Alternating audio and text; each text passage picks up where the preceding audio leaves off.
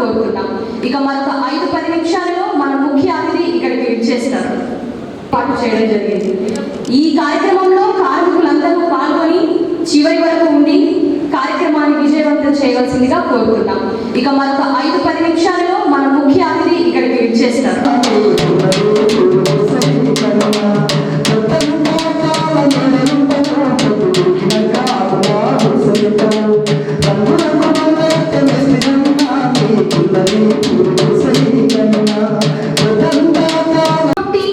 అంచెలంచెలుగా ఎదిగి ఎందరివో మన్ననలు పొంది అవరోధాలను అధిగమిస్తూ అడ్డంకులను సునాయాసంగా దాటుతూ మొక్కవోని పట్టుదలతో అనేక రాష్ట్రాల్లో పర్యటిస్తూ అధికారులను మరియు ఉన్నతాధికారులను సైతం లెక్క పెట్టకుండా కార్మికులకు అందవలసిన ప్రతిఫలాలపై అనునిత్యం అలుపెరుగని యోధుడిగా దేశ స్థాయిలో రాష్ట్రాలలో ఎన్నో జిల్లాలలో కార్మికుల సంక్షేమంకై తనదైన శైలిలో ముద్ర వేస్తూ ముందుకు వెళ్తూ నేడు ఎంతో వెనుకబడిన మన మహబూబ్ నగర్ ఉమ్మడి జిల్లాలోని నూతన వనపర్తికి విచ్చేయడం ఎంతో గర్వించదగ్గ విషయం.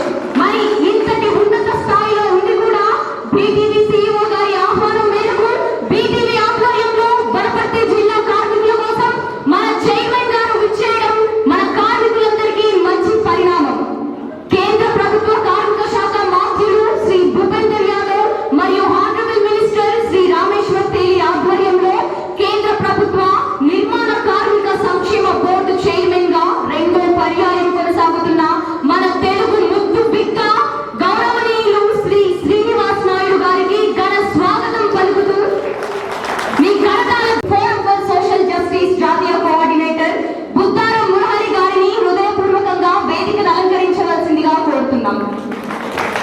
అధికారి బోస్పల్లి ప్రతాప్ గారు సీనియర్ నాయకులు, పాలమూరు వలస లేబర్ యూనియన్ అధ్యక్షులు సదుర్ష రమేష్, భవన నిర్మాణం జిల్లా అధ్యక్షులు కుర్మయ్య గారు, భవన నిర్మాణ అధ్యక్షులు పుట్ట ఆంజనేయులు గారు, భవన నిర్మాణ కార్మిక సంఘం అధ్యక్షులు అందరూ వేదికపైకి వచ్చి వేదికను అలంకరించవలసిందిగా కోరుతున్నాం. అలాగే బీజేపీ సీనియర్ రాష్ట్ర నాయకులు అందరికీ స్వాగతం, సుస్వాగతం. మన నిత్య జీవితంలో కార్మికుల ప్రాధాన్యత ఎంతో గొప్పది. కార్మికులు లేకపోతే ఏ ప్రాజెక్టులు లేవు, కార్మికులే లేకపోతే కాలువలే లేవు, కార్మికులు లేకపోతే వ్యవసాయం రంగురంగుల ఇలా ఇప్పుడు మనం అందరం కూర్చొని వీక్షిస్తున్న ఇలాంటి భవనాలు ఎన్నో సోదరుల సమస్యల సముద్రం అంతం కాదు. మరి ఇంతటి అనేక ఇబ్బందులు ఎదుర్కొంటున్న కార్మికులు పూట గడవగా కరోనా మహమ్మారి విలయ తాండవంలో కొన్ని వందల కిలోమీటర్లు సైతం కాలినడకన సుదూర ప్రాంతాల నుండి తిరిగి సొంత గూటికి పయనించిన చరిత్రను కూడా చూశాం. కాలగర్భంలో కలిసిన కడు పేద బ్రతుకులను కల్లారా చూశాం. మరి ఇంతటి బ్రతుకు బండిని లాగుతున్న కార్మికుడికి ఎన్నో లబ్ధిలు చేకూరుస్తున్న అంశాలపై అవగాహన లేమితో ఎందరో నిర్మాణ రంగ కార్మికులు delivery claims, accidental claims, death claims, membership cards వంటి విషయాలలో సైతం ఎన్నో ఇబ్బందులు ఎదుర్కొంటున్న పరిస్థితులపై చెల్లించి తన వంతు బాధ్యతతో ప్రతి కార్మికుడికి ఫలాలు అందించాలన్న చైర్మన్ గారు శ్రీ వి శ్రీనివాస్ నాయుడు గారు ప్రత్యేక శ్రద్ధ వహించడం ఎందరో కార్మికులు చేసుకున్న పుణ్య ఫలం అనవచ్చు. సాంబశివుడు ఐఎఫ్టియు నాయకులని వేదికపైకి ఆహ్వానిస్తున్నారు. కరతాళ ధ్వనులు గట్టిగా. మీరందరూ కార్మికులు కారా? మీరందరూ కార్మికులు అనాలంటే సౌండ్ ఇంకా బాగా రావాలి. ఇప్పుడు అనిపిస్తుంది. కావున ప్రతి ఒక్కరూ గారు కృషి చేయడానికి సంకల్పించుకున్నారు. ఈ సందర్భంగా కార్మికుల యొక్క నాయకులు తమ సమస్యలను విన్నవించుకోవాల్సిందిగా కోరుతున్నాం.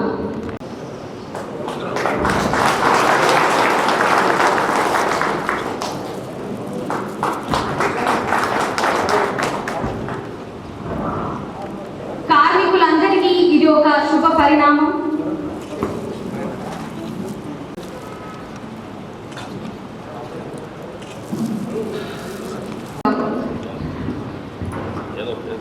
Programme organiser sir Dayanand Ravikumar కొద్దిగా స్టేజ్ దగ్గరికి రావాల్సిందిగా కోరుతున్నాం. అట్లాగే ప్రస్తుతం ఈ అవగాహన సదస్సు కార్యక్రమానికి విచ్చేసిన కార్మిక సోదరులకు మరియు నాయకులకు, అన్ని సంఘాల యూనియన్ నాయకులకు కూడా ప్రత్యేక ధన్యవాదాలు తెలుపుతున్నాం. అయితే ఈ కార్యక్రమంపై మొదట పెద్దలు భవన మరియు ఇతర నిర్మాణ రంగ కేంద్ర ప్రభుత్వ అడ్వైజరీ బోర్డు చైర్మన్ గారు శ్రీనివాస్ నాయుడు గారికి వనపర్తి జిల్లా కార్మికుల తరఫున, భవన నిర్మాణ రంగ కార్మిక రంగంలో పనిచేసేటువంటి పెయింటర్, వడ్రంగి, ఎలక్ట్రీషియన్ వర్కర్, మార్పులు పనిచేసేవారు మరియు మట్టి పని చేసేవారు, హెల్పర్, ఫాల్ సీలింగ్ కార్మికులు మరియు సెంటరింగ్ కార్మికులు మరియు ఇంటీరియర్ డెకరేటర్, రోడ్డు పని చేసేవారు మరియు భవన నిర్మాణ రంగంలో పనిచేసేటువంటి రాళ్ళు కొట్టేవారు, నిర్మాణ పని సూపర్వైజర్లు, వెల్డర్లు, పంప్ ఆపరేటర్లు, 37 రకాల కార్మిక రంగంలో పనిచేసేటువంటి కార్మికులందరూ రిజిస్ట్రేషన్కు అర్హులు.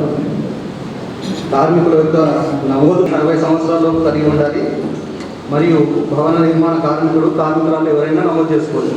భవన నిర్మాణ రంగ కార్మిక రంగంలో పనిచేసేటువంటి వాళ్ళు మాత్రమే ఈ స్కీమ్కు అర్హులు. నమోదు చేసుకోగలిగిన వారు సంవత్సర కాలంలో 90 రోజులు పనిచేసి ఉండాలి. పనిచేసినట్టు ధృవీకరణ పత్రం కూడా తీసుకొని సంబంధిత సహాయ కార్మికాధికారి పరిధిలో సమర్పిస్తే, మీ సేవలో సమర్పిస్తే మీకు రిజిస్ట్రేషన్ ప్రక్రియ స్టార్ట్ అయింది. 30,000 రూపాయలు ప్రసూతి సహాయం, 30,000 రూపాయలు ప్రమాద మరణ ఆర్థిక సహాయము, 6 లక్షల రూపాయలు ప్లస్ శాశ్వత అంగవైకల్యము ఆర్థిక సహాయము 4 లక్షల నుండి 5 లక్షల రూపాయలు. అంగవైకల్యానికి సహాయ ఉపకరణాలు, అంగవైకల్యం మేరకు ఆర్థిక సహాయం అందించబడుతుంది. సహజ మరణము ఆర్థిక సహాయము 1,00,000 రూపాయలు మరియు తాత్కాలిక ఆవశ్యకతగా ఆర్థిక సహాయము 4,500 రూపాయలు 3 నెలల వరకు. అంత్యక్రియలకు ఆర్థిక సహాయము 30,000 రూపాయలు.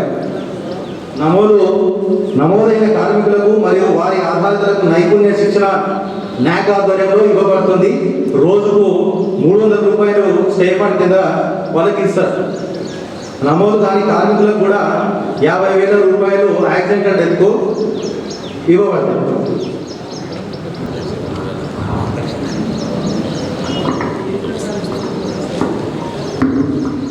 Okay sir. నెక్స్ట్ లేబర్ అధికారి మహేష్ గారిని మాట్లాడాల్సిందిగా కోరుతున్నాను. పాత్రికేయ మిత్రులు అందరికీ నాకు నమస్కారం అండి.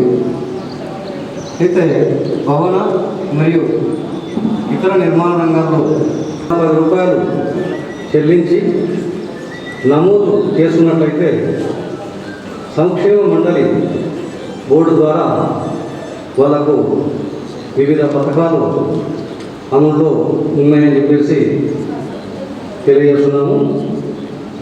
అయితే 110 రూపాయలు పెట్టినటువంటి కార్మికులు ఎలాంటి పథకాలకు అర్హులో అని చెప్పేసి మా లేబర్ ఆఫీసర్ ఆల్రెడీ చెప్తారు. మళ్ళీ ఒకసారి నేను రిపీట్ చేస్తున్నాను.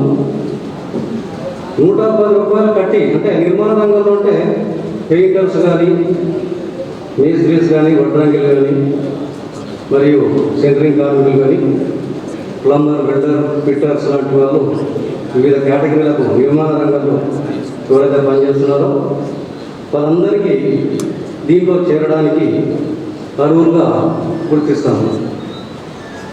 ఒకసారి 110 రూపాయలు కట్టినట్టయితే 5 ఏళ్ళ వరకు ఇన్సూరెన్స్ కవరేజ్ ఉంటారు. 5 ఏళ్ళ తర్వాత మళ్ళీ రిన్యూ చేసుకోవాలి. ఒక 60 రూపాయలు పెట్టి రిన్యూవల్ చేసుకోవాలి. మళ్ళీ 5 ఇయర్స్ వరకు ఎక్స్టెండ్ అవుతూ ఉంటుంది. అయితే దీనికి నిర్మాణ రంగంలో పనిచేస్తున్న కార్మికులు ఒక ఐడెంటిటీ కార్డు ఇస్తున్న వాళ్ళకు ఎవరైతే ఉన్నారో వాళ్ళ బెనిఫిట్స్ ఏంటంటే ఆల్రెడీ చెప్పారు. డెలివరీ అంటే లేబర్ కార్మికురాలు ఒకవేళ కాన్పు జరిగినట్లయితే 30,000. కార్మికుడి యొక్క కూతురు సాధారణ మరణం అయితే 1,00,000 రూపాయలు. తర్వాత కార్మికుడు అనారోగ్య కారణాల వల్ల ఒకవేళ హాస్పిటల్లో జాయిన్ అయినట్లయితే అతనికి రోజుకు 300 రూపాయల చొప్పున ఇవ్వడం జరుగుతుంది. సో అతని కార్మికురాల యొక్క కూతురుకు మళ్ళీ 2 డెలివరీస్ కాకపోయినా కూడా వాళ్లకు ఇద్దరు పిల్లల వరకు మళ్ళీ 30,000 ఇవ్వడం జరుగుతుంది. అంటే కార్మికురాలు డెలివరీ అయినా ఆమెకు ఇవ్వబడుతుంది. వాళ్ళ కూతురు ఇద్దరికి వివాహ కానుక కింద 30,000 ఇస్తాము. తర్వాత ఇద్దరు బిడ్డల వరకు మన కానుకలో కూడా ఈ రకంగా మరి జిల్లాలో ఉన్నటువంటి కార్మికులు ఎవరైతే ఉన్నారో మీరు ఈ అవకాశాన్ని ఉపయోగించుకొని కార్మిక శాఖలో అందరూ నమోదు కావాలని చెప్పేసి కోరుతున్నాను. అయితే ఈ ఇయర్ బెనిఫిషియరీ రామమోహన్ గారు వాళ్ళకు 18,22,000. 2021లో 309 మంది కార్మికులు మరి బెనిఫిట్ను ఉపయోగించుకున్నారు. దాంట్లో 79,80,000 రూపాయలు ఇవ్వడం జరిగింది. ఇలా టోటల్గా 8,83,00,000 అమౌంట్ 1,319 మంది కార్మికులు ఈ పథకాల ద్వారా లబ్ధి పొందడం జరిగింది. కాబట్టి ఈ నిర్మాణ రంగాల్లో పనిచేసే కార్మికులు తప్పనిసరిగా విధిగా ఒక మీ సేవకి వెళ్ళినట్లయితే మాది ఇప్పుడు మాన్యువల్ తీసేశారు కాబట్టి ప్రతి ఒక్కరూ 110 రూపాయలు మీ సేవకి వెళ్ళి అక్కడ పేమెంట్ చేసినట్లయితే ఒక వారం రోజులు కూడా కార్డ్స్ జనరేట్ కావడం జరుగుతుంది. కాబట్టి 2 ఫోటోలు, ఒక Aadhaar card, bank details, xerox copies అన్నీ మీ సేవలో ఇచ్చి నమోదు చేసుకోగలరు. మీకు ఇంకేమైనా డౌట్స్ అంటే మీకు కాంప్లైంట్స్ కూడా మాకు అందుబాటులో పెట్టాము. ఏ బెనిఫిట్స్ ఉన్నాయన్నది అక్కడ కౌంటర్ దగ్గరకు వచ్చినట్టయితే అక్కడ మాకు ఇవ్వడం జరుగుతుంది. ఈ కార్మిక సమస్యలపై ప్రతినిత్యం అలుపెరుగని పోరాటం చేస్తున్నటువంటి అనేక మంది యూనియన్ నాయకులు కూడా ఇక్కడికి విచ్చేశారు. కావున ఈ యూనియన్ నాయకులు కూడా మీ కార్మికుల సమస్యలపై వరుసగా తెలియజేయాల్సిందిగా కోరుతున్నాం. మొదట సిఐటియు జిల్లా నాయకులు పుట్టానాయుడు గారిని మాట్లాడాల్సిందిగా కోరుతున్నాం. వేదిక మీద ఉన్న ఈ ప్రోగ్రాం నిర్వాహకులు, బీటీవీ అధినేత మురహరి గారు, అదేవిధంగా వివిధ కార్మిక సంఘాల నాయకులు, ఏసీఎల్ గారు, అదేవిధంగా ఏఎల్ఓ గారు, మిత్రుల ఈ కార్యక్రమం చాలా మంచి కార్యక్రమం. అవగాహన సదస్సులు ఎంత ఎక్కువ జరిగితే అంత మంచిది. కానీ ఈ అవగాహన సదస్సులు చాలా తక్కువగానే ఉన్నాయి. దాంతో ఉన్న కార్మికులందరూ కూడా ఈ బోర్డులు సంబంధించి ఉన్నా దాన్ని ఉపయోగించుకునే పరిస్థితి లేదు. గత 30-35 ఏళ్ళు పోరాడాలన్న యునైటెడ్ ఫ్రంట్ గవర్నమెంట్ ఉన్నప్పుడు ఈ సంక్షేమ బోర్డు సంబంధించి సంక్షేమ నిధి ప్రత్యేకంగా ఏర్పాటు చేసి ఆ పద్ధతిలో చట్టం రావడం జరిగింది. చట్టం వచ్చినాక కూడా రాష్ట్ర ప్రభుత్వాలు దాన్ని అమల్లోకి తీసుకురాలేదు. 2008లోనా మన ఉమ్మడి ఆంధ్రప్రదేశ్లోనా 2008లో ఈ చట్టాన్ని అమల్లోకి వెల్ఫేర్ బోర్డు ఏర్పాటు చేయడం జరిగింది. అప్పుడు కూడా ఈ రాష్ట్ర ప్రభుత్వాలు వాస్తవంగా దీన్ని విస్తృతమైన ప్రచారం చేయడంలో చాలా విఫలమైన పరిస్థితి ఉన్నది. ఆ సందర్భంగా కూడా కార్మిక సంఘాలు ఎక్కడికెక్కడ ప్రచారం చేసి గుర్తింపు కార్డులు ఇప్పించడం జరిగింది. ఇప్పటికి కూడా గుర్తింపు కార్డులు వాస్తవంగా వనపర్తి జిల్లాలో 50,000 మందికి రావాలి. కానీ కేవలం 30,000 లోపు మాత్రమే గుర్తింపు కార్డులు ఉన్నాయి. ఇది కూడా అనేక ఆటంకాలు పెడతా ఉన్నారు. వాస్తవంగా రేషన్ కార్డు కంపల్సరీ అని పెట్టారు. రేషన్ కార్డు కంపల్సరీ అని పెట్టడం వల్ల రాష్ట్ర ప్రభుత్వం కొత్త కార్డులు ఇవ్వడం లేదు. దాంతో కొత్త కార్డులు ఇవ్వనందుకు ఆ రేషన్ కార్డు లేదనే పేరు మీద అతనికి గుర్తింపు కార్డు రావడం లేదు. అదేవిధంగా అన్ని ఖాళీ పోస్టులు వెల్ఫేర్ బోర్డు సంబంధించిన సంక్షేమ నిధి ఎక్కడికెక్కడ అమలు చేయాలంటే అమలు చేసే దానికోసం అధికారులే లేరు. అసలు దరఖాస్తులు తీసుకునే దానికోసము కనీసం ఆఫీసులే లేవు.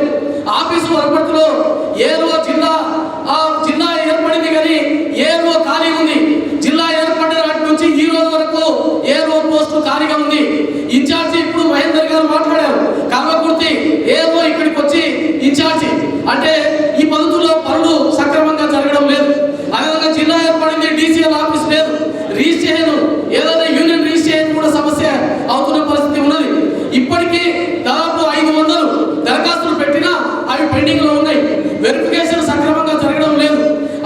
అదేవిధంగా దీనికి సంబంధించిన దరఖాస్తు ఇచ్చిన అది ఏదో ఒకటి కొరిపెట్టి పక్కన పడేస్తున్న పరిస్థితి ఉన్నది. తర్వాత ఈ వెల్ఫేర్ బోర్డు సంబంధించిన కనీస మండల జిల్లా కమిటీ లేకపోవడం వల్ల ఎక్కడికక్కడ ఆ దరఖాస్తులు పెండింగ్ అవుతున్నాయి. సంవత్సరానికి ఒకసారి కూడా మీటింగ్ జరగడం లేదు, అధికారులు సమీక్ష చేయడం లేదు. దాంతో మొత్తం అవి పెండింగ్ కేసులు అట్టే ఉంటున్న పరిస్థితి. ఖాళీ పోస్టులు అన్ని కూడా భర్తీ చేయాలి. వందలాది ఖాళీ పోస్టులు ఉన్నాయి. ఈ ఏఓ పోస్టులు కానీ, ఏసీఎల్ పోస్టులు కానీ, డిసిఎల్ పోస్టులు కానీ, క్లర్కులు కానీ కార్మిక శాఖను మొత్తం నిర్వీర్యం చేయడం అనేది జరుగుతూ ఉంది. కేవలం ఆఫీసులు ఓటుకుండే ఆఫీసులు కూడా సొంత భవనాలు 33 జిల్లాలు ఈ రాష్ట్రంలో ఉంటే 33 జిల్లాల్లో కూడా వెల్ఫేర్ బోర్డు ఈ అమలు చేసే కార్మిక శాఖ అధికారులు సంబంధించి అద్దె భవనాల్లో ఉంటున్న పరిస్థితి ఉంది. చిన్న చిన్న ఇరుకు గదుల్లో ఉంటున్న పరిస్థితి ఉన్నది. అదేవిధంగా కంప్యూటర్లు లేవు. వీళ్ళకు సంబంధించి ఎవరికి వెల్ఫేర్ బోర్డు దరఖాస్తు పెట్టిండో అతనికి ఎప్పటి వరకు ఈ కార్డు వాల్యూ అవుతుందో తెలియని పరిస్థితి ఉన్నది. ఈ దరఖాస్తు సంబంధించి పెట్టి గుర్తింపు కార్డు తీసుకున్న తర్వాత అతనికి 5 ఏళ్ళు అయిపోయినాక ఒక్క రోజు అయిపోయినట్టే లేదంటున్నారు. కొంతమంది ఏమో 10 ఏళ్ళ వరకు వర్తిస్తుంది అని చెప్తున్నారు. కానీ అది ఏంది అనేది క్లారిటీ ఇవ్వాలి. ఇప్పటికి 5 ఏళ్ళ వరకు 5 ఏళ్ళ ఒక్క రోజు అయితే అతనికి కార్డు ఉన్నా లేదంటే పరిస్థితి ఉన్నది. అదేవిధంగా 1995 చట్టంలో వాస్తవంగా కేంద్ర చట్టంలో ఉన్నది ఏంటంటే అనేక సంక్షేమ పథకాలు ఉన్నాయి. ఈ పథకాలు ఏమి ఇక్కడ అమలు కావడం లేదు. వాస్తవంగా ఈ కొన్ని రాష్ట్రాల్లో తమిళనాడు కానీ మిగతా రాష్ట్రాల్లో పిల్లలకు స్కాలర్షిప్లు వస్తున్నాయి. నిర్మాణ కార్మికుల పిల్లలకు స్కాలర్షిప్లు వస్తున్నాయి. వాళ్ళకు పెన్షన్లు వస్తున్నాయి.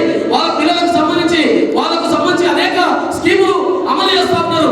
కానీ ఇక్కడ మాత్రము కేవలం ఎవరైనా పెళ్లి చేసుకుంటే పెళ్లి అయితే 30,000, అదేవిధంగా కాన్పు 30,000, అదేవిధంగా సస్తే ₹1,00,000, యాక్సిడెంట్ లేకపోతే 6 లక్షలు మాత్రమే ఇవ్వడం అనేది జరుగుతూ ఉంది. ఇది కాదు వాస్తవంగా కనీసం పెళ్లికి ఎలాంటి సాయం సరిపోదు. కాబట్టి కనీసం ₹3 లక్షల పెళ్లికి ఇవ్వాల్సిన అవసరం ఉంది. అదేవిధంగా ₹3 లక్షల పెళ్లికి ఇవ్వాల్సిన అవసరం ఉంది. ₹1,00,000 కాన్పుకు ఇవ్వాల్సిన అవసరం ఉంది. అదేవిధంగా కనీసం యాక్సిడెంట్లు లేకపోతే ₹10 లక్షల ఈ పంతుల ప్రమాద బీమా ఆ సౌకర్యం కల్పించాల్సిన అవసరం ఉన్నది. కార్మికులకు సంబంధించి అవగాహన సదస్సులు కూడా చాలా విస్తృతంగా ఏర్పాటు చేసి ఎక్కువ మంది కార్మికులకు అందరికీ కూడా చేర్చుకోవాల్సిన అవసరం ఉన్నది. తర్వాత ఇంకోటి ఏంటంటే ఇంకో కోరి పెడుతున్నారు.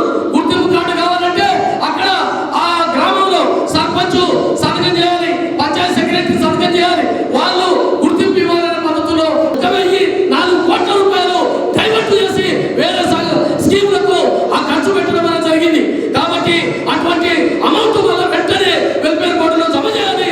వెల్ఫేర్ బోర్డు జమ చేసి కార్మికులకు అన్ని క్లెయిమ్స్ ఏవైతే ఉన్నాయో పెండింగ్ సమస్యలు మొత్తం పరిష్కారం చేయాలని చెప్పి డిమాండ్ చేయడం అనేది జరుగుతూ ఉంది. అదేవిధంగా ఈరోజు ఈ వెల్ఫేర్ బోర్డుకు సంబంధించిన విషయం పైన వాస్తవంగా కేంద్రం జోక్యం చేసుకొని అన్ని చట్టాలను రాష్ట్రాల్లో మిగతా కొన్ని రాష్ట్రాలు అమలు చేస్తున్నారు. ఆ పద్ధతుల్లోనే ఇక్కడ కూడా అమలు చేసే దానికోసం గట్టి ప్రయత్నం చేయాల్సిన అవసరం ఉన్నది. అదేవిధంగా కేంద్రంలోనేమో ఒక రాష్ట్రానికి వెల్ఫేర్ బోర్డు కమిటీ లేకపోతే ఎవరిని అడగాలి, ఎవరు అడగాలి, ఏ పద్ధతుల్లో ఈ సమస్య పరిష్కారం అవుతుంది. కాబట్టి ఇప్పటికైనా ప్రయత్నం చేయాల్సిన అవసరం ఉంది. దీనికి సంబంధించి ఏంటంటే మిగతా అనేక రంగాల కార్మికులను కూడా దీంట్లో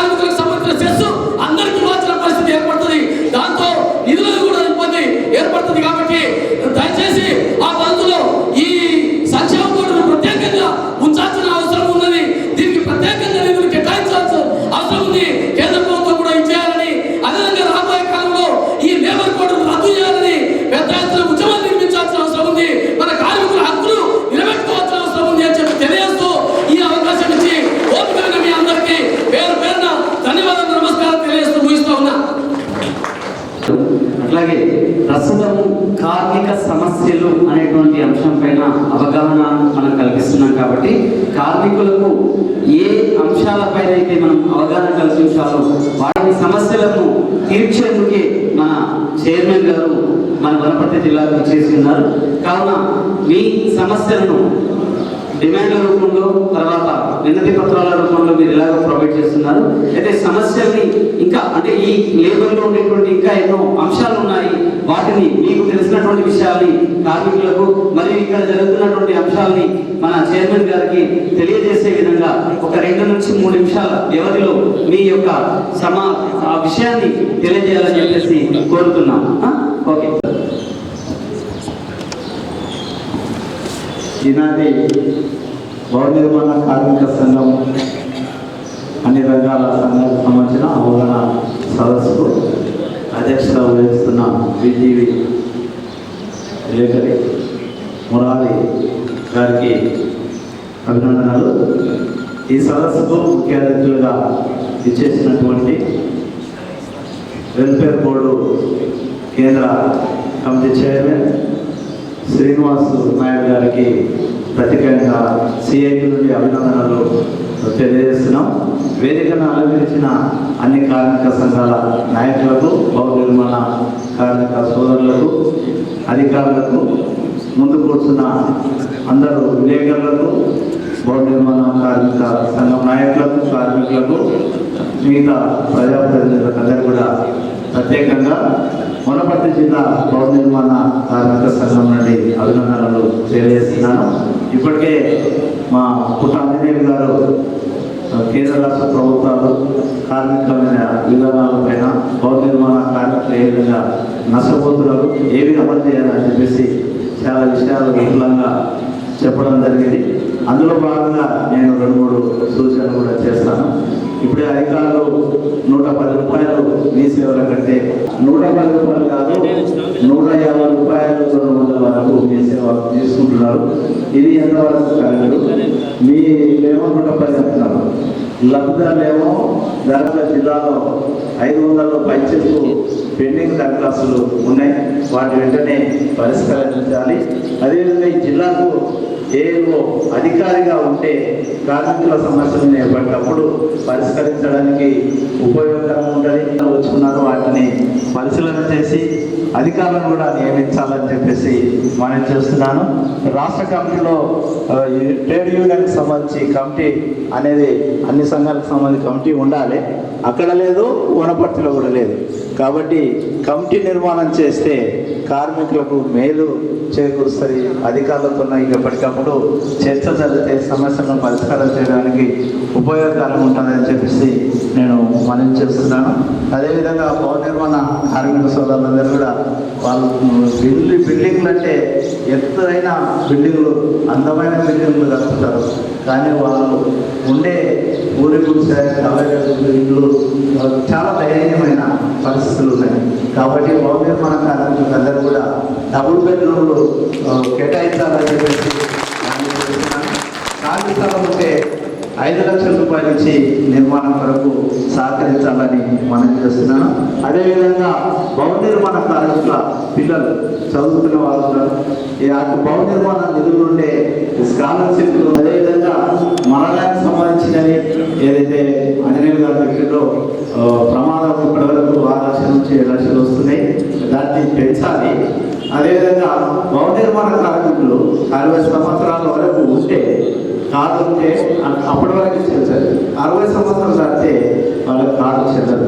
కాబట్టి ఆ కార్మికులు ఉంటాడు కాబట్టి చనిపోడు కాబట్టి వారికి పెన్షన్ 10,000 రూపాయలు ఇవ్వాలని చెప్పేసి నేను ప్రత్యేకంగా మనం చేస్తున్నాను. ఇంకా చాలా సమస్యలు ఉన్నాయి. ఇలాంటి అవగాహన సదస్సు ఇంకా ప్రతి జిల్లాలో సంవత్సరంలో 2 సార్లు ఏర్పాటు చేసి మొదటగా కమిటీ చేసి అధికారులతో చర్చించి ఒక అవగాహన తీసుకొచ్చి కార్మికులందరూ కూడా ఈ సమస్యలు పరిష్కారం చేసినామని చెప్పేసి మనం వాళ్ళకి చెప్తే వాళ్ళు కూడా అందరూ కూడా సహకరిస్తారు, పనిలో ఉంటారు. వారు కూడా మన తోడ్పాటు అందించిన వారిగా ఉంటామని చెప్పేసి మనం చేస్తూ నా యొక్క ఉపన్యాసాన్ని ముగిస్తున్నాను. IFTU సదాశివుడిని మాట్లాడాల్సిందిగా కోరుతున్నాను.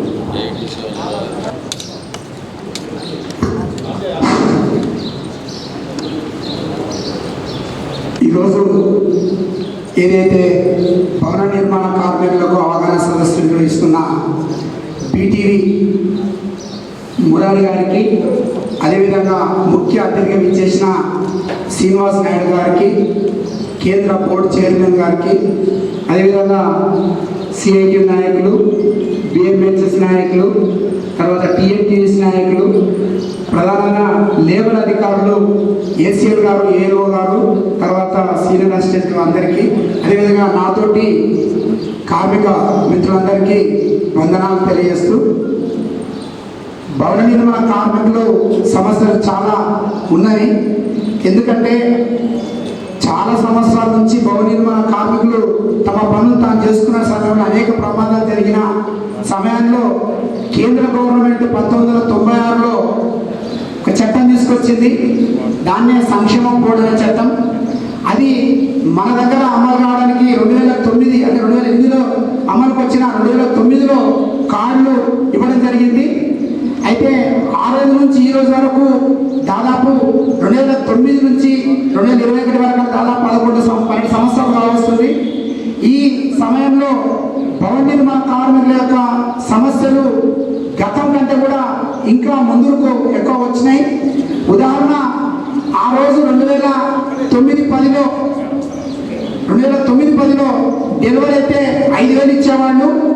ఇప్పుడు దాన్ని 30,000 చేసిండ్రు. అప్పుడు నార్మల్ డెత్ అయినా 30,000 ఇచ్చేవాళ్ళు. ఇప్పుడు 1,00,000, తర్వాత ఫినల్ ఖర్చు 30,000, మొత్తం 1,30,000. అంటే ఆ రోజు ఈ రోజుకు ఏం జరిగినాయంటే ధరతో పోల్చుకున్నా, ప్రమాదాలు జరిగినప్పుడు పోల్చుకున్నా చాలా నామినల్గా ఉన్నాయి. కాబట్టి వీటిని అన్నిటి కూడా పెంచాలనేది ఒక దిక్కు మన వాళ్ళు అన్నారు. ప్రధానంగా నేను ఏమంటున్నానంటే రాష్ట్ర ప్రభుత్వం, కేంద్ర ప్రభుత్వం మధ్యన ఈ కార్మికులు ఈరోజు నలిగిపోతూ ఉన్నారు. కేంద్ర ప్రభుత్వం తెచ్చిన చట్టం, చాలా పథకాలు ఉన్నాయి కేంద్ర ప్రభుత్వం తెచ్చిన చట్టంలో. అయితే ఆ చట్టాన్ని సక్రమంగా ఇక్కడ అమలు చేయకుండా ఇక్కడున్న రాష్ట్ర గవర్నమెంట్ తన ఇష్టానుసారంగా అనేక రకమైన పొలిలు పెట్టి ఈరోజు భవన నిర్మాణ కార్మికుల యొక్క క్లెయిమ్స్ని వేల కొద్ది, లక్షల కొద్ది ఈరోజు రాష్ట్ర వ్యాప్తంగా పెండింగ్ ఉన్నాయి. అదే వనపర్తి జిల్లాకు వస్తే దాదాపు 500 పైగా ఈరోజు పెండింగ్ దరఖాస్తులు ఉన్నాయి. దీంట్లో కారణం ఏంటంటే ఒక దిక్కు ఒక అమ్మాయి డెలివరీ అయితే ఆ డెలివరీలో అమ్మాయి పేరు తల్లిగారింటికి ఒకటి ఉంటుంది, తర్వాత భర్త ఇంటికైనా ఒకటి ఉంటుంది. ఈ రెండు వేరు ఉన్నాయి. కాబట్టి ఈ యొక్క క్లైమ్ చెల్లదని చెప్పేసి అంటే దానికోసం అఫిడవిట్ పెడతాము. ఆ తర్వాత మళ్ళీ దానికి సంబంధించి అఫిడవిట్ కూడా చెల్లదు, మళ్ళీ ఏదైనా ఆధారం తీసుకురావాలని ఇట్లా అనేక సార్లు ఇల్లు తిప్పడం వల్ల వందల వేల కొద్ది ఈరోజు దరఖాస్తులు పెండింగ్ ఉన్నాయి. ఇప్పుడు సార్ అన్నట్టుగా లేబర్ అధికారులు మనకి ఇచ్చిన డబ్బులు దాదాపు 18 కోట్లు మాత్రమే మొత్తం ఖర్చు అనేది అప్పటి నుంచి చూసుకుంటే, నిజానికి రాష్ట్ర గవర్నమెంట్లో ఉన్న డబ్బులు దాదాపు 16 నుంచి 1800 కోట్లు ఉన్నాయి. దాంట్లో రాష్ట్ర గవర్నమెంట్ మన కోవిడ్ పేరుతోటి 1,04,000 కోట్లు మన నిధులు వాడుకున్నది. అసలు మన నిధులు వాడుకోవడం ఎంతవరకు సమంజసమనే ప్రశ్నించడమే ఈరోజు స్టేట్ గవర్నమెంట్కి చాలా ఇబ్బందికరంగా ఉంది. ఎందుకంటే ఈరోజు 1,04,000 కోట్ల రూపాయలు ఈరోజు కోవిడ్ వచ్చే 2019లో కోవిడ్కి వచ్చిన వాళ్ళందరికీ కూడా, కోవిడ్ రాని కుటుంబాలని కోవిడ్ కానీ సంబంధం లేకుండా అసంఘటిత కార్మికులందరికీ కూడా 1,500 రూపాయలు మనకు డిపాజిట్ చేస్తామని చెప్పారు. తీరా అందరూ కూడా 1,500 వేస్తారని చెప్పేసి మన ఆధార్ కార్డు, బ్యాంక్ అకౌంట్లు అన్ని ఆఫీస్కి ఇచ్చిన తర్వాత దాన్ని ఏం చేసిండ్రు, మనకి ఇవ్వకుండా పక్కతో పట్టించి 1,500 ఇవ్వకుండా మనకు మన నిధులు వాడుకొని అందరూ కూడా రేషన్ కార్డులు అందరికీ వేయడం జరిగింది. కాబట్టి మా నిధులు ఇతరులు వాడుకున్నారు. నిజానికి స్టేట్ గవర్నమెంట్ ఇవ్వాల్సిన డబ్బుల్ని మన నిధులతోనే వాడుకున్నారు, 1,04,000 కోట్ల రూపాయలు. కాబట్టి ఈ నిధి ఏదైతుందో అది మన బోర్డుకు రాష్ట్ర ప్రభుత్వం వచ్చినట్టుగా శ్రీనివాస్ నాయుడు సార్ వారు ఆలోచిస్తారని చెప్పేసి ఆ డబ్బులు మన డబ్బులు మన నిధికి వచ్చేటట్టుగా ప్రయత్నం చేస్తారని చెప్పేసి కోరుతా ఉన్నా. అదేవిధంగా ఈరోజు రాష్ట్ర వ్యాప్తంగా ఉన్న పెండింగ్ క్లెయిమ్స్ వివిధ రకాలతో పెండింగ్ ఉన్నాయి. ఈరోజు పెండింగ్ మనం స్టేట్లో ఈరోజు మన వనపర్తి జిల్లాలో ఉన్న పెండింగ్లు మనం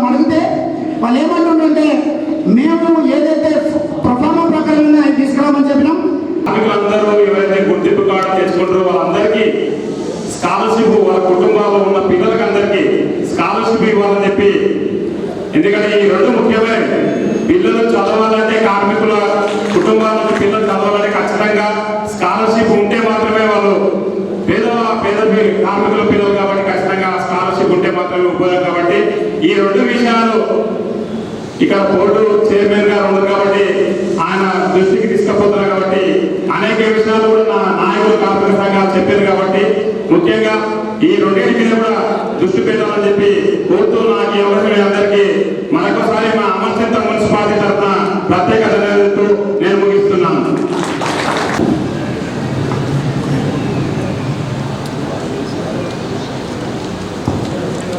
భవన నిర్మాణ కార్మిక సంఘం కుర్మే గారిని 2 ముక్కలు మాట్లాడాల్సిందిగా కోరుతున్నాను.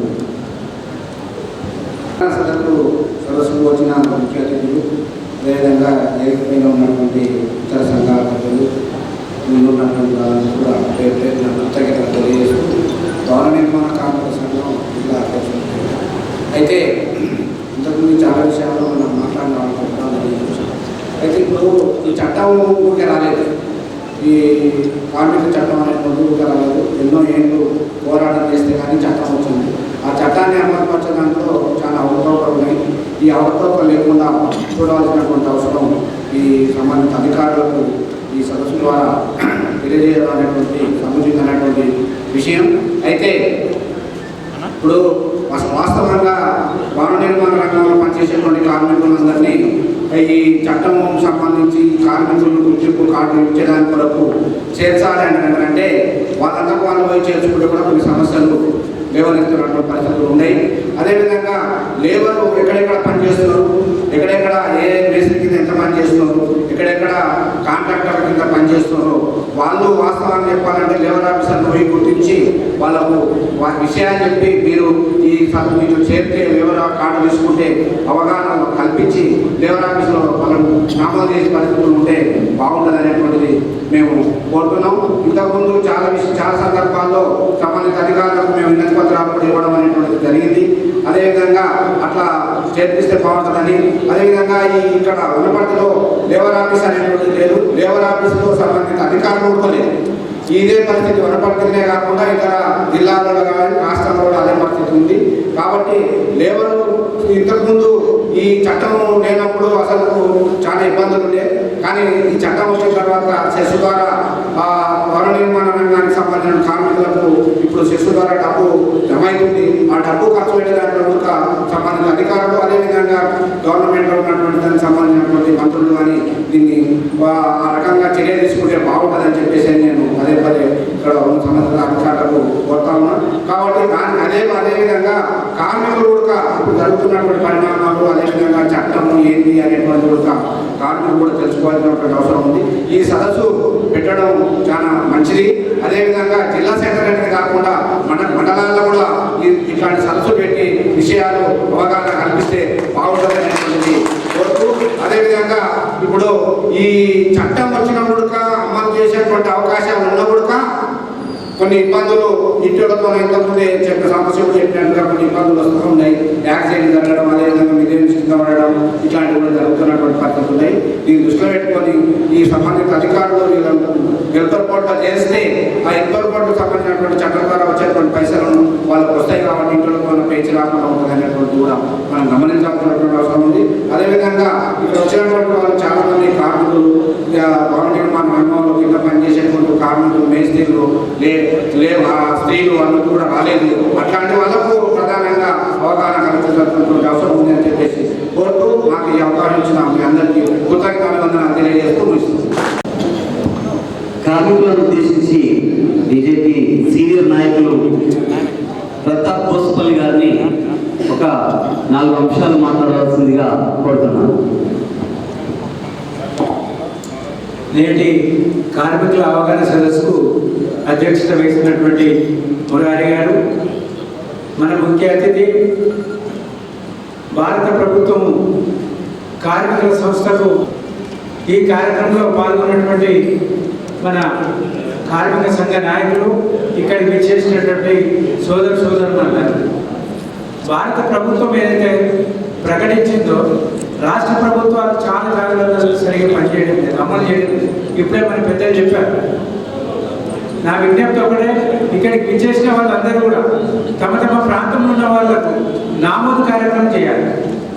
లేబర్ ఐడి కార్డు మనం ఇప్పించామనుకో అక్కడ చాలా లాభాలు ఉంటాయి. కాబట్టి ఆ దిశగా అందరూ కూడా ప్రయత్నం చేసినట్టయితే ఈ వనపర్తిలో ఇప్పుడు ఉన్నటువంటి ఏదైతే ఖాళీ ఉన్నవో అవన్నీ కూడా ఫిలప్ అయితే లేబర్లు పనిచేయాలనే కాదు, మహిళలు కూలి పని చేస్తుంటారు, వాళ్ళకి అవగాహన ఉండదు. వాళ్ళకున్న బెనిఫిట్స్ చాలా ఉన్నాయి. ఇప్పుడు చాలా మంది మన కార్మిక నాయకులు చెప్పారు, మనము నామోదు కార్యక్రమం స్పెషల్ డ్రైవ్గా పెట్టి మీ అందరూ కూడా నెంబర్ని ఎక్కువ ఐడెంటిటీ కార్డులు ఇప్పించినట్లయితే వాళ్ళందరూ కూడా మీకు కూడా ఎప్పటికీ జ్ఞాపకం పెట్టుకుంటారు, ఫలానా వాళ్ళ ద్వారానే నాకు ఈ బెనిఫిట్ వచ్చిందనే విధంగా మనం అందరం కూడా ప్రయత్నం చేయాలని చెప్పి విజ్ఞప్తి చేసుకుంటూ జై భీమ్ జై భారత్. గత 40 సంవత్సరాలుగా లేబర్తో ఎంతో అత్యంత సన్నిహిత సంబంధాలు కలిగి ఉండి నాయకుడిగా ఎదిగినటువంటి మాజీ ఎంపీపీ మనేపల్లి గారిని ఈ లేబర్ సంబంధించినటువంటి అంశాలపై 2 మాటలు మాట్లాడాల్సిందిగా కోరుతున్నాను.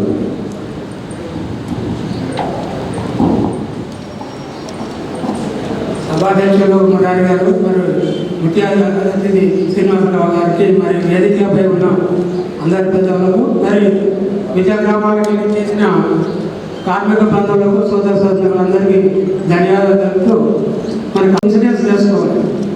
ఎక్కడ పని చేసినా కానీ ఇన్సూరెన్స్ ఉంటే ఫస్ట్ మనకి ఇన్సూరెన్స్ అవుతుంది. మిగతా ఇప్పుడు ఏంటంటే చిన్న చేపలు పెద్ద చేప తింటుంది, పెద్ద చేపలు పెంచుకోవడం తింటారు. అట్లా చిన్నోడు పని చేసినప్పుడు చేపించేటోడు తింటాడు, పైన పెద్దగా బయటకు పోతున్నాడు, చిన్నోడు మాత్రం అట్లే ఉంటాడు. నేను నడుమ ఉన్నాడు మాత్రం అటు ఇటు కాకుండా ఉంటాడు. అందుకే మన బతుకులు ఏంటంటే మనం నీతిగా బతకాలంటే ఇట్లనే ఉండదు. అందుకని మనం ఏ పని చేసినా కూడా ఫస్ట్ మనకు అగ్రిమెంట్ కానీ ఇన్సూరెన్స్ కానీ మనకు అగ్రిమెంట్ కూడా మనం ఏమైనా కొట్లాడవచ్చు. ఏం లేకుండా నేను కర్ణాటకలో ఫస్ట్ నేను లేబర్గా ఒక గ్రూప్ వేసేగా 25 మంది వేసారు, 2,000 మంది ఎక్కిస్తుంది. నాకు రవీంద్రనాథ్ రెడ్డి డైరెక్ట్ వారికి వచ్చి ఎంపీపీగా చేశాడు. బీజేపీకి వెళ్ళి ఎంపీపీ అయింది ఫస్ట్ మన పార్టీలో నేనే చదవమంటాడు మేడం. అట్లా ఒకటి ఇంకోటి నారాయణపేట 2 ఎపిసోడ్స్ బీజేపీ. అట్లా నేను రాజకీయంగా ఇప్పుడు ఈ లేబర్లో ఉన్నప్పుడు రాజకీయ వయసులో అది మొత్తం పనిచేసుకున్నాం. వేరే మెసేజ్ అప్పిస్తే కాంట్రాక్టర్ పోతే నాకు కర్ణాటకలో 84 లక్షలు ఎరుగుతుంది కాంట్రాక్టర్.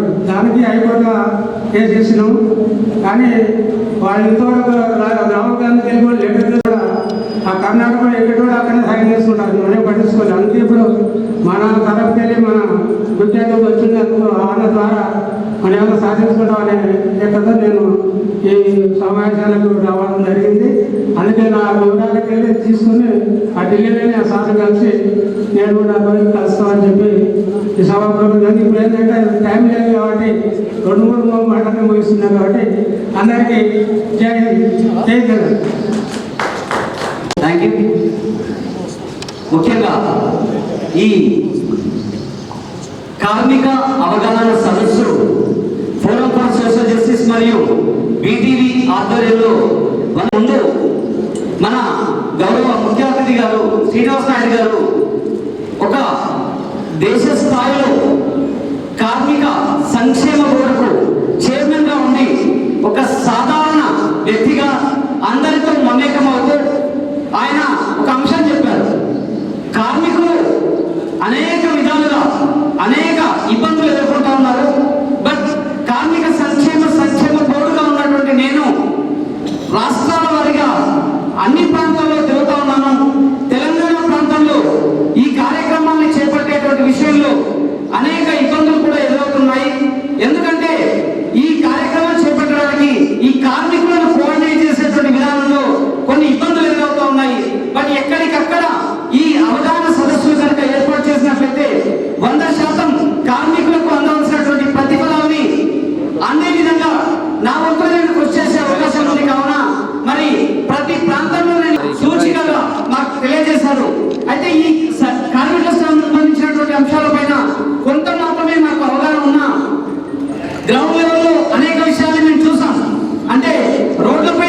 ఎక్కడికక్కడ అడ్డాల మీద ఈ కార్మికులంతా నుంచొని రోజువారీ కూలీ కోసం గంటల తరబడి వెయిట్ చేసి కేవలం 500, 250 నుంచి 500, 600 కూలీ ఇస్తామని చెప్పేసి పీడించుకొని తిరుగుతున్నటువంటి పరిస్థితులు కూడా చూసాం.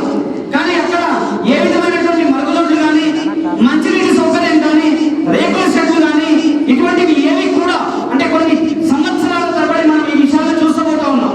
ఇవి ఏవి కూడా ఈ కార్మికులకు చేకూర్చట్లేదు.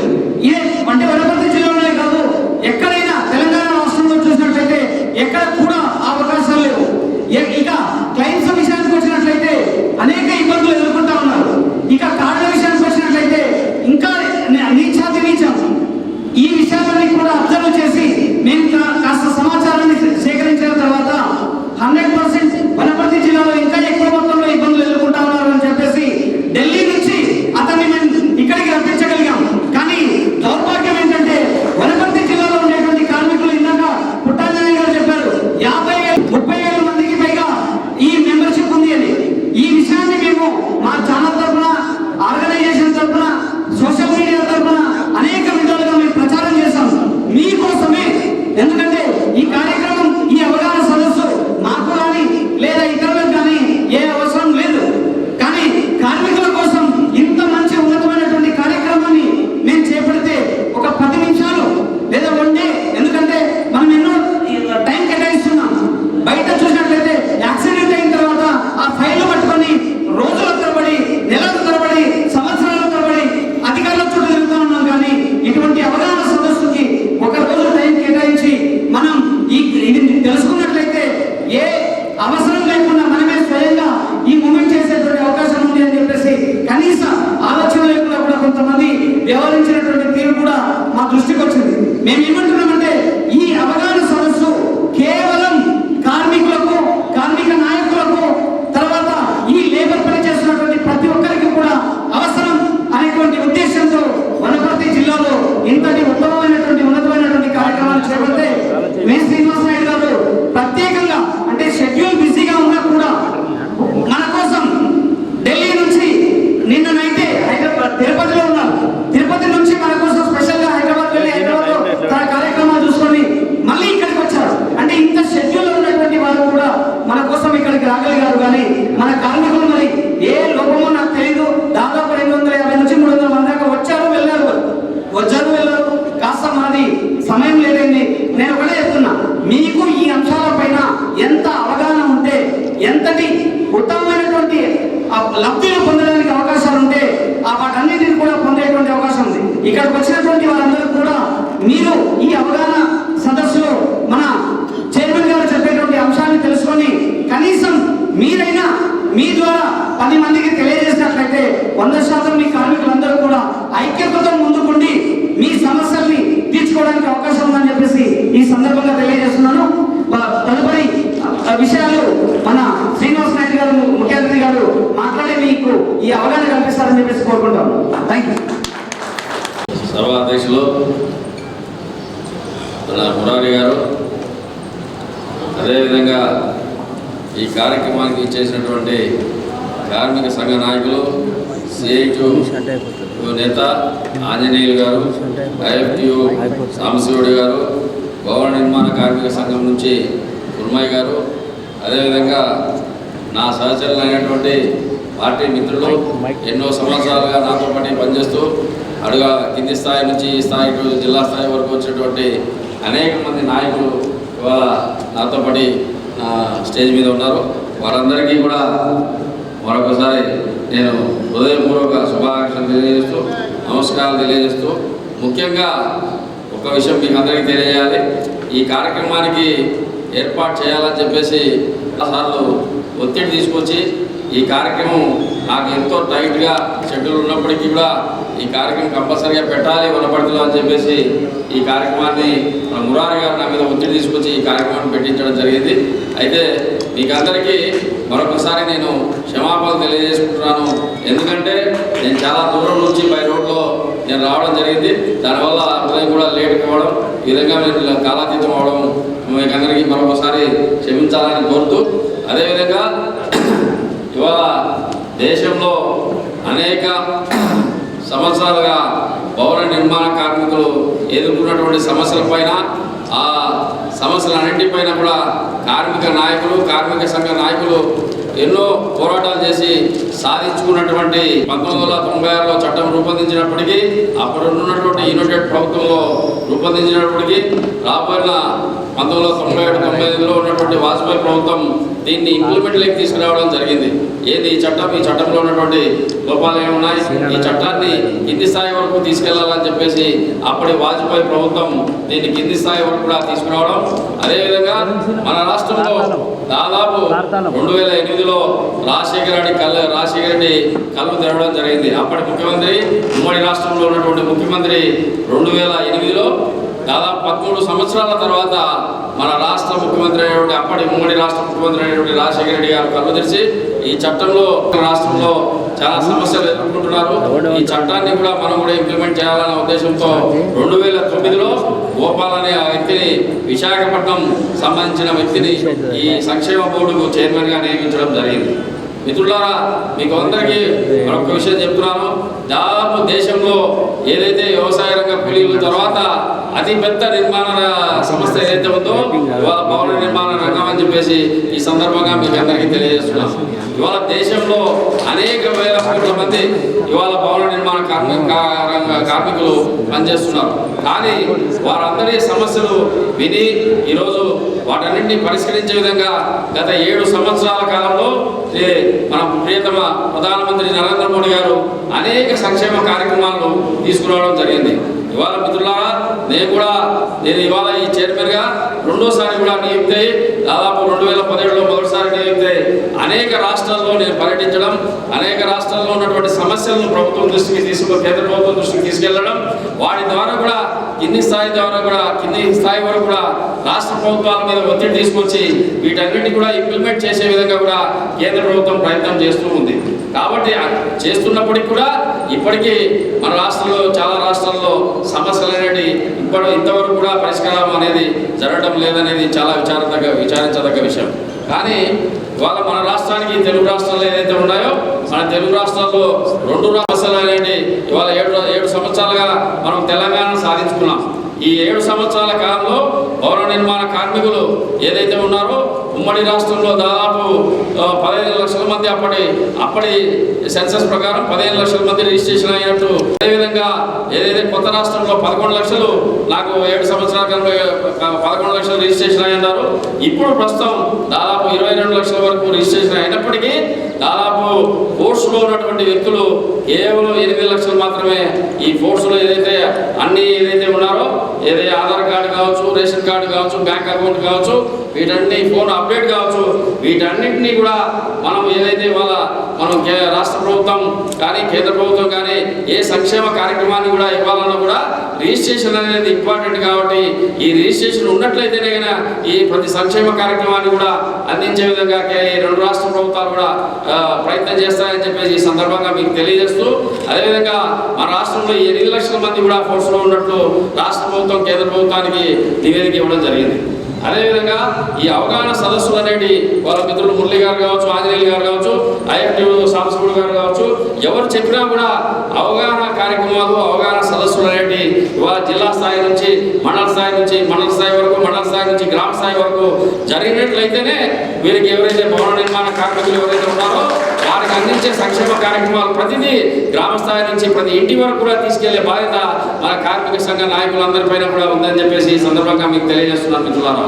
అదేవిధంగా మన కార్మిక అధికారులు కూడా ఇవాళ ఒక గొప్ప లోపం ఏంటంటే, కార్మిక శాఖ అనేది అనేక కార్యక్రమాల ద్వారా భవన నిర్మాణ కార్యక్రమాలను కూడా చూడాలని చెప్పేసి రాష్ట్ర ప్రభుత్వం నిర్దేశించడం జరిగింది. అయితే ఇందులో మీకు తెలియని విషయం అంటూ ఏదీ లేదు. కాబట్టి ఈ భవన నిర్మాణ సంక్షేమ మండలిలో దాదాపు 5% నిధులు ఏదైతే నిధులు ఉన్నాయో 5% నిధులు అడ్మినిస్ట్రేషన్ ఖర్చు కింద వాటి కార్యకలాపాల కింద ఖర్చు చేయాలని చెప్పేసి సుప్రీంకోర్టు గైడ్లైన్స్ ప్రకారం ఇవ్వడం జరిగింది. అయితే దీని సరిగా మిగిలిన రాష్ట్రాల్లో ఏదైతే చేస్తున్నారో ఇవాళ జమ్మూ కాశ్మీర్లో కావచ్చు, అస్సాంలో కావచ్చు, మధ్యప్రదేశ్లో కావచ్చు, మహారాష్ట్రలో కావచ్చు, ఈ భవన నిర్మాణ కార్మికులందరినీ కూడా ఒక రిజిస్ట్రేషన్ డ్రైవ్ కార్యక్రమం నిర్వహించాలని చెప్పేసి ఆ రాష్ట్ర ప్రభుత్వాలు, గుజరాత్ ప్రభుత్వం కావచ్చు, మన ఇక యూపీ కావచ్చు, మొన్న వచ్చిన మైగ్రేట్ వర్కర్స్ ఏదైతే ఇబ్బంది పడ్డారో, ఈ ఇబ్బంది పడ్డ కోవిడ్ కాలంలో అనేక రాష్ట్ర ప్రభుత్వాలు ఏదైతే అవుట్ సోర్సింగ్ విధానం ద్వారా ఈ మన ఉద్యోగస్తులు నియమించి లేబర్ ఆఫీసర్ల మీద ఒత్తిడి లేకుండా ఓన్లీ భవన నిర్మాణ సంక్షేమ మండలి ద్వారానే రిజిస్ట్రేషన్ కార్యక్రమం, రిజిస్ట్రేషన్ డ్రైవ్ను ఒక యుద్ధ ప్రాతిపదికమైన అన్ని రాష్ట్రాల్లో కూడా చేయడం జరుగుతూ ఉంది. అయితే మన తెలుగు రాష్ట్రంలో దురదృష్టకరం ఏడున్న ఇటువంటి పాలకులు ఎవరైతే ఉన్నారో నియంత్రణ మాదిరి వివరిస్తూ వాళ్ళకి ప్రజలకు అందుబాటులో లేకుండా, ప్రజా సమస్యలు తీర్చకుండా, ఇవాళ కేంద్ర ప్రభుత్వం ఇస్తున్నటువంటి అనేక సంక్షేమ ఫలాలను ప్రజలకు అందించకుండా కూడా రాష్ట్ర ప్రభుత్వాలు వివరిస్తున్నటువంటి తీరు మీకు అందరికీ కూడా తెలిసినటువంటి విషయమే. కాబట్టి మిత్రులారా, ఇవాళ ఈ రాష్ట్ర ప్రభుత్వంలో ఉన్నటువంటి రిజిస్ట్రేషన్ అనేది చాలా ఇంపార్టెంట్. కాబట్టి రిజిస్ట్రేషన్తో పాటు ఇవాళ మిత్రులు చెప్పారు, అనేక రాష్ట్రాల్లో అనేక సంక్షేమ కార్యక్రమాలు కేంద్ర ప్రభుత్వం ఒక మోడల్ వెల్ఫేర్ స్కీమ్స్ ద్వారా సుప్రీంకోర్టు గైడ్లైన్స్ ఏదైతే ఇచ్చిందో, సుప్రీంకోర్టు గైడ్లైన్స్ ద్వారా ఒక మోడల్ వెల్ఫేర్ స్కీమ్స్ రూపొందించడం జరిగింది. ఆ మోడల్ వెల్ఫేర్ స్కీమ్స్ ద్వారానే రాష్ట్ర ప్రభుత్వం అన్నింటినీ కూడా ఇంప్లిమెంట్ చేయాలని చెప్పి కేంద్ర ప్రభుత్వం ఒక నోటీస్ కూడా జారీ చేసి, ఒక ఆర్డర్ను జారీ చేసి రాష్ట్ర ప్రభుత్వాల మీద ఒత్తిడి తీసుకొచ్చి ఆ కార్యక్రమాలన్నింటినీ కూడా నిర్వహించాలని చెప్పేసి కూడా చెప్పడం జరిగింది. ఆ మోడల్ స్కీమ్ లో అనేక మంది ఇవాళ భవన నిర్మాణ కార్మికుడు ఎవరైతే ఉన్నారో ఆ బిడ్డ భవన నిర్మాణ కార్మికుడు పుట్టినప్పటి నుంచి అతని మట్టిలో కలిసేంత వరకు కూడా ఇవాళ కేంద్ర రాష్ట్ర ప్రభుత్వాలు అనేక సంక్షేమ కార్యక్రమాలు ఇస్తూ ఉన్నాయి. కానీ వాటిని అన్నింటినీ ఇంప్లిమెంట్ అయ్యే విధంగా చేయాల్సిన బాధ్యత మన అధికారుల మీద ఉంది. కానీ అధికారుల కొరత కారణంగా కావచ్చు, వీళ్ళ అవగాహన లోపంగా కావచ్చు, ఈ కార్యక్రమాలన్నింటినీ కూడా ఇంప్లిమెంట్ చేయకపోవడం అనేది చాలా శోచనీయం అని చెప్పేసి కూడా ఈ సందర్భంగా తెలియజేస్తూ, అదేవిధంగా ఇవాళ ఏదైతే ఉందో కేంద్ర ప్రభుత్వం ఇవాళ స్కాలర్షిప్లు భవన నిర్మాణ కార్మికులకు ఏదైతే స్కాలర్షిప్లు ఇస్తుందో, ఇవాళ 3,000 రూపాయల నుంచి 1వ తరగతి నుంచి 3,000 రూపాయల నుంచి దాదాపు డిగ్రీ వరకు 55,000 రూపాయల వరకు స్కాలర్షిప్లు ఇవ్వడం జరుగుతూ ఉంది. పక్క రాష్ట్రంలో ఉన్నటువంటి కర్ణాటకలో కావచ్చు, తమిళనాడులో కావచ్చు, కేరళలో కావచ్చు, ఇవాళ మన పాండిచ్చేరిలో కావచ్చు, మహారాష్ట్రలో కావచ్చు, ఇవాళ దేశంలో ఉన్నటువంటి అన్ని రాష్ట్రాల్లో కూడా ఈ కార్యక్రమాలు ఇంప్లిమెంట్ చేస్తూ ఉంటే ఇక్కడ ఉన్నటువంటి తెలంగాణ ప్రభుత్వం నిమ్మక నీరెత్తునట్టు వివరిస్తూ ఇవాళ భవన నిర్మాణ కార్మికులకు కొట్టలు కొడుతూ ఇవాళ వీళ్ళందరికీ అన్యాయం చేస్తుందని చెప్పేసి కూడా మీకు అందరికీ మిత్రులారా తెలియజేస్తున్నాను. అదేవిధంగా ఇవాళ ఏదైతే హోమ్ లోన్స్ ఉన్నాయో, ఇవాళ మిత్రులు ఆంజనేయులు గారు చెప్పారు, ఏదైతే సెంటు భూమి ఉందో వాళ్ళందరికీ 5 లక్షల రూపాయలు ప్రత్యేకంగా లోన్ మంజూరు చేయాలని చెప్పేసి ఇవాళ కేంద్ర ప్రభుత్వం ఏదైతే చెప్పిందో, భవన నిర్మాణ సంక్షేమ మండలి ద్వారా 2 లక్షల రూపాయలు, ప్రధానమంత్రి ఆవాస్ యోజన ద్వారా 2.5 లక్షల రూపాయలు, దాదాపు 4 లక్షల రూపాయలు ఎవరైతే ఇల్లు సొంత స్థలం ఉందో వాటిని ఇల్లు నిర్మించుకోవడానికి అవకాశం కల్పించాల్సిందిగా ప్రతి భవన నిర్మాణ కార్మికుడు ఎవరైతే రిజిస్ట్రేషన్ అయినటువంటి ప్రతి భవన నిర్మాణ కార్మికుడికి కూడా ఇవ్వాలని చెప్పేసి కేంద్ర ప్రభుత్వం అన్ని రాష్ట్ర ప్రభుత్వాలు కూడా సూచించడం జరిగింది. అదేవిధంగా ఇవాళ దానికి సంబంధించినటువంటి ఇదే కాకుండా ఇవాళ ప్రతి భవన నిర్మాణ కార్మికుడు కూడా సామాజిక భద్రత, సోషల్ సెక్యూరిటీ ద్వారా ప్రతి భవన నిర్మాణ కార్మికుడు కూడా ఇవాళ సమాజంలో గుర్తింపు పొందాలన్న ఉద్దేశంతో తన పిల్లలు ఏదైతే తండ్రి భవన నిర్మాణ కార్మికుడు ఉన్నాడో వాళ్ళ పిల్లలు కూడా కార్మికులు కాదు అనే ఉద్దేశంతో వాళ్ళకి అందరికీ కూడా విద్యా అవకాశాలు కల్పించాలని చెప్పేసి ఇవాళ రాష్ట్రంలో మొట్టమొదట దేశంలోనే ఒక పెద్ద పైలట్ ప్రాజెక్టుగా అటల్ విద్యాలయ అనే పేరుతో మొట్టమొదటి దేశంలో ఇవాళ భవన నిర్మాణ కార్మికులందరి పిల్లలు కూడా ఇవాళ మనం అందరూ చూస్తున్నాం. ఇవాళ ఎస్సీ, ఎస్టీ, బీసీ కార్మిక పిల్లలందరికీ కూడా ఇవాళ గురుకుల విద్యాలయాలు ఉన్నాయి. అదేవిధంగా కార్మికుల పిల్లలకు అటల్ విద్యాలయ అనే పేరుతో ఇవాళ యూపీలో 18 గురుకుల పాఠశాలలు ఏర్పాటు చేయడం జరిగింది. మొట్టమొదటిగా ఇవాళ ఈ 18 గురుకుల పాఠశాలలో అదేవిధంగా ఓన్లీ భవన నిర్మాణ సంక్షేమ మండలి ద్వారానే మెయింటెనెన్స్ చేస్తూ వీళ్ళ బిల్డింగ్ల నిర్మాణం కొరకు ఆ రాష్ట్రం నుంచి బడ్జెట్ను కేటాయించి ఆ రాష్ట్రంలో ఉండే బడ్జెట్ ద్వారా ఆ బిల్డింగ్ల నిర్మాణం చేసి భవన నిర్మాణ కార్మికులందరికీ కూడా ఉచిత విద్యను దాదాపు డిగ్రీ గ్రాడ్యుయేషన్ వాళ్ళు ఏదైతే చదువుతారో వాళ్ళు చదివేంత వరకు కూడా ప్రభుత్వమే భరించే విధంగా ఇవాళ ఆ రాష్ట్ర ప్రభుత్వం రూపొందించడం జరిగింది మిత్రులారా.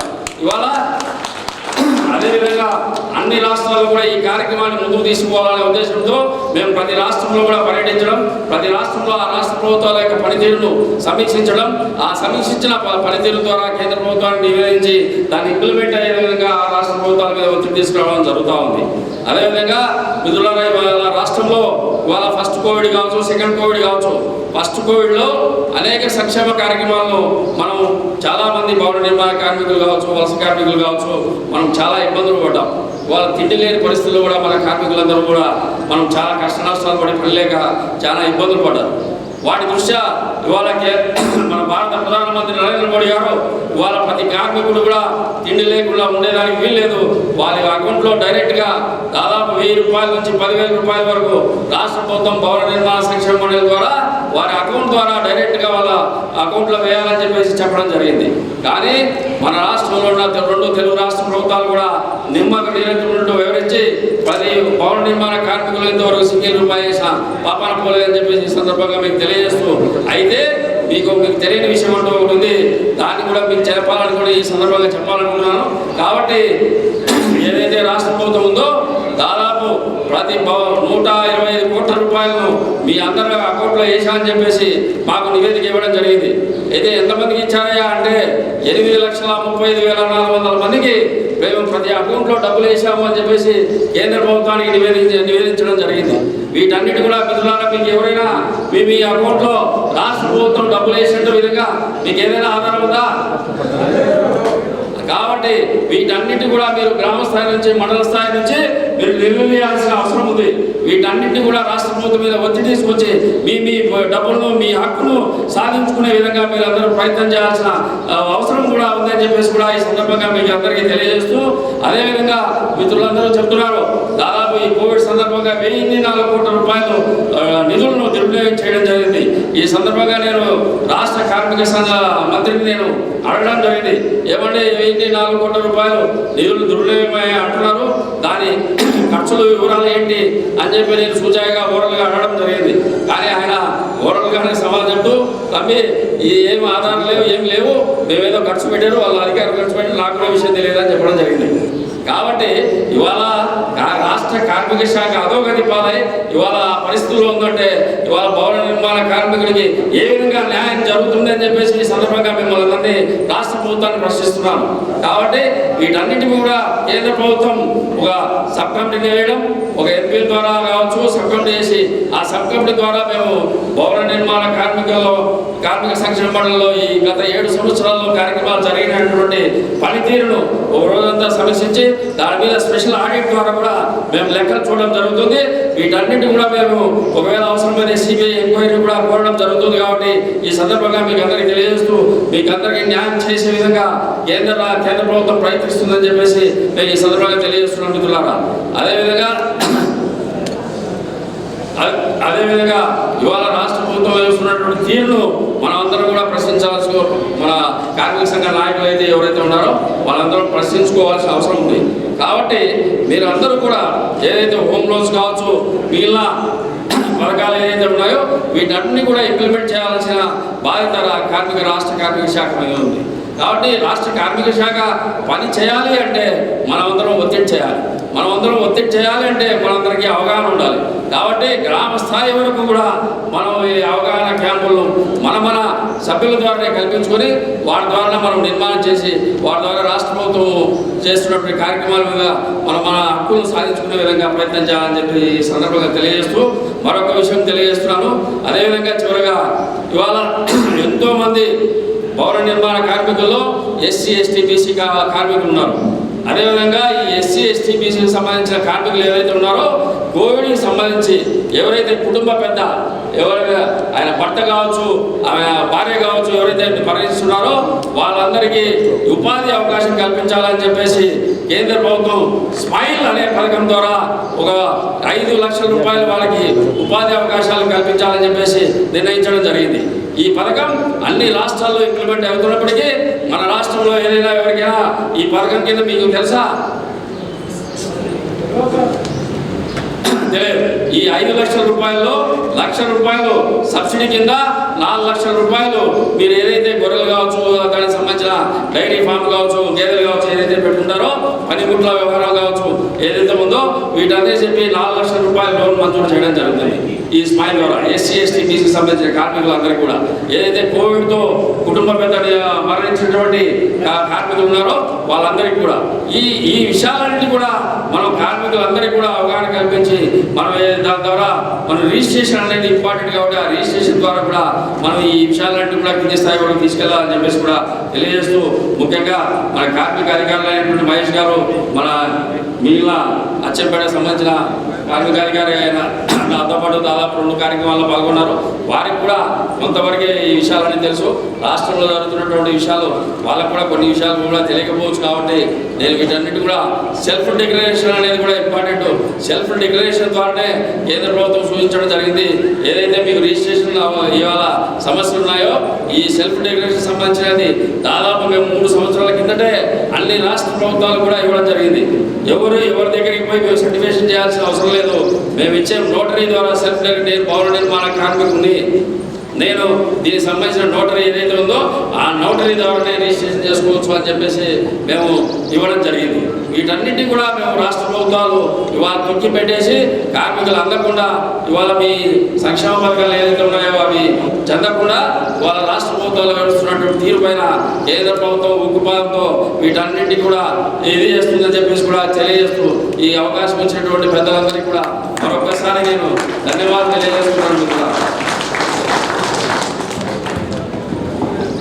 వినతి పత్రాలు ఇచ్చేవారు వరుసగా అదేవిధంగా రాష్ట్రంలో జరుగుతున్నటువంటి గత 7 సంవత్సరాల కాలంలో భవన నిర్మాణ సంక్షేమ మండలిలో జరుగుతున్నటువంటి అవినీతి కార్యక్రమాలపైన ఏదైతే మన బడ్జెట్ ఉందో ఆ బడ్జెట్ డైవర్షన్ అన్నింటిపైన కూడా రాష్ట్రంలో ఒక జేఏసీ ద్వారా అన్ని కార్మిక సంఘాలతో కూడా త్వరలో రేపు మాపు నేను నా నేతృత్వంలో గవర్నర్ను కలపడం జరుగుతుంది.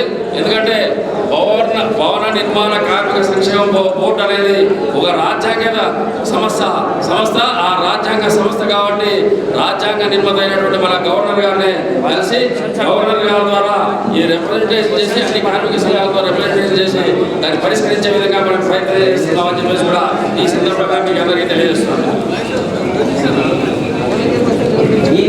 ఈ వినతి పత్రాలు ఇచ్చే సమయంలో పాట ప్రతి ఒక మంచి పాట పాడుతూ ఉంటే ఈ వినతి పత్రాల కార్యక్రమం కొనసాగుతుంది.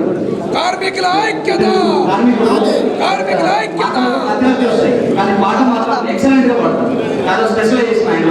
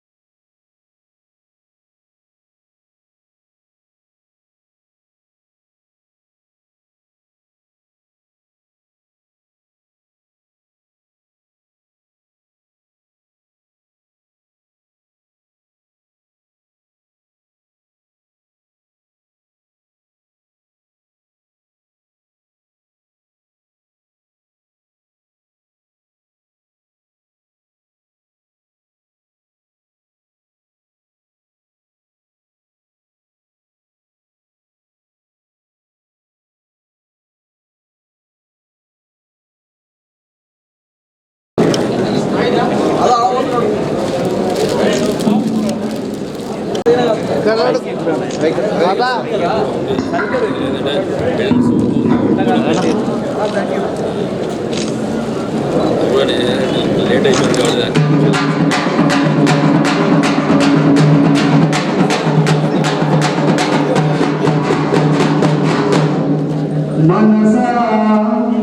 మనసా ఇను నిప్పుతో దిగడగనా మనసా మనసా కన్నీల బలిని మార్చనా మనసా మనసా మనసా ఇను నిప్పుతో దిగడగనా మనసా మనసా కన్నీల బలిని మార్చనా మనసా సంతనామనందుకునే శక్తిని కొన్నా సముద్రా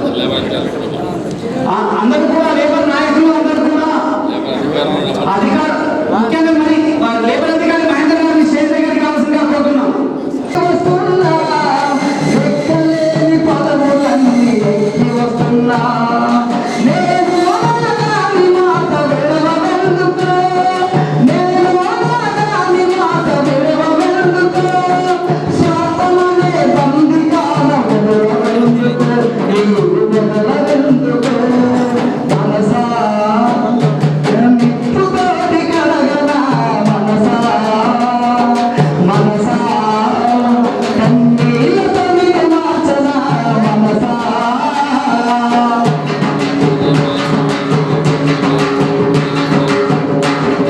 సృష్టికి ప్రతిశపరలు తెలుగునన్నా మనసునున్న నింగిలో సినుకుకింత స్వార్థమున్నదా నీడనిచ్చే చెట్టుకింత వృక్షమున్నదా నింగిలో సినుకుకింత స్వార్థమున్నదా నీడనిచ్చే చెట్టుకింత వృక్షమున్నదా మనసునున్న తెలుగునన్నా మనసునున్న తెలుగునన్నా మాటలకు తోటలు నాటుడున్నడు ఇక నాటుడున్నడు మనసా నిప్పుతోటి కలగనా మనసా మనసా కన్నీళ్ళతో నిన్ను మార్చనా మనసా నీళ్ళతో నిన్ను registration labour card phone number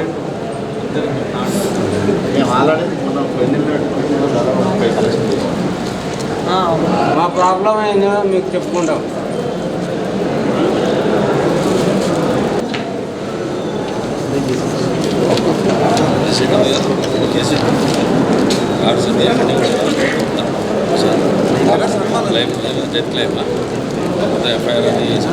Gauri Srinivas senior BJP కార్యకర్త టైమర్గా అందరినీ రెండు చేతుల్లో వచ్చినట్టుగా బాబు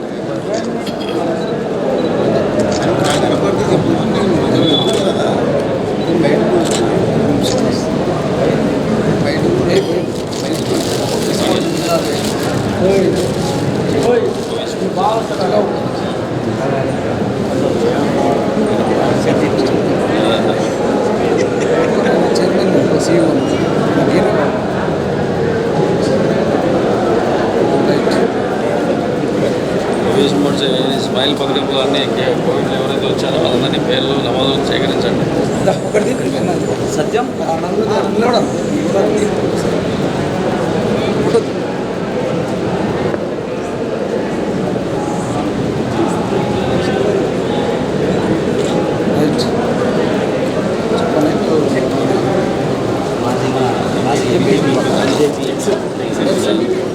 బీజేపీ వరకు రాక్షసుడు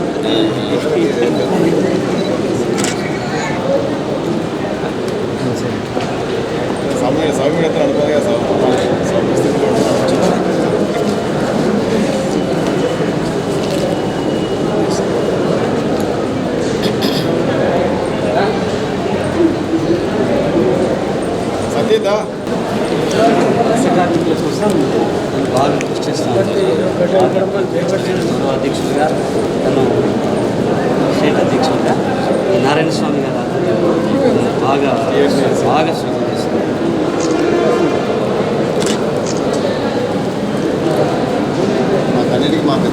ధన్యవాదాలు.